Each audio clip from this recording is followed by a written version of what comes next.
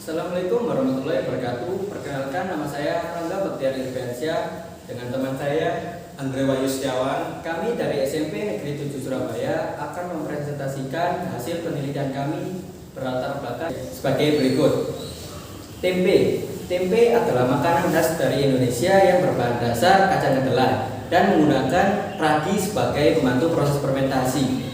Karena permintaan tempe begitu banyak dan waktu fermentasinya juga memakan waktu yang sangat lama, yaitu 3 hari, maka kami membuat penelitian yang berjudul Potensi Air Kelapa dalam mempercepat proses fermentasi tempe kedelai. Adapun rumusan masalah sebagai berikut. Yang pertama, bagaimana cara mempercepat pembuatan tempe kedelai dengan menggunakan air kelapa tua. Yang kedua, apakah percepatan pembuatan tempe kedelai dengan menggunakan air kelapa tua dapat mempengaruhi dari hasil tempe kedelai?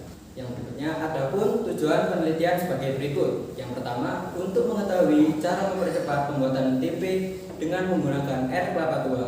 Yang kedua, untuk mengetahui waktu percepatan yang dibutuhkan dalam pembuatan tempe kedelai dengan menggunakan air kelapa tua. Adapun metodologi penelitian sebagai berikut. Yang pertama, kacang kedelai dicuci dahulu dengan air mengalir. Lalu yang kedua, kacang kedelai direbus menggunakan air kelapa. Setelah direbus, kacang kedelai pun kulitnya itu dikupas. Nah, setelah dikupas, kacang kedelai ditimbang untuk ditakar pemberian ragi yang pas kepada kacang kedelai. Nah, setelah kacang kedelai diberi ragi, kacang kedelai dibungkus oleh daun pisang.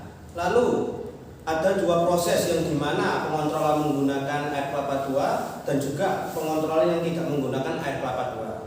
Nah, adapun data penelitian sebagai berikut, yaitu jumlah kapal rhizopus tempe kedelai dengan kontrol menggunakan air kelapa dan uji yang tidak menggunakan air kelapa diujikan di balai dan konsultasi industri.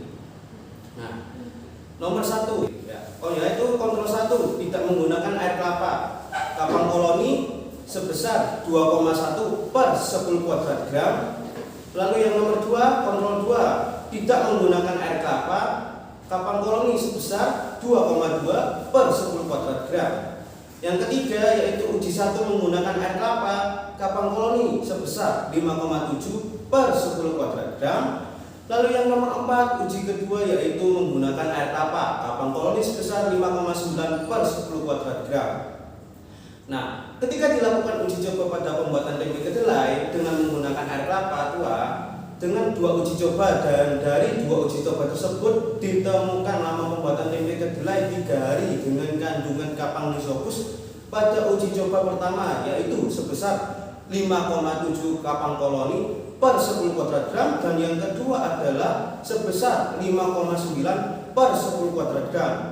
Nah, dari gambaran di atas dan dari 2 uji coba tersebut bahwa tempe kedelai yang tidak menggunakan air kelapa tua dan menggunakan air kelapa tua mengalami peningkatan jumlah kapang rhizopus pada uji coba pertama, yaitu jumlah kapang rhizopus mengalami peningkatan sebesar 3,6 kapang koloni per 10 kuadrat gram, sedangkan pada uji coba kedua mengalami kenaikan 3,7 per 10 kuadrat gram.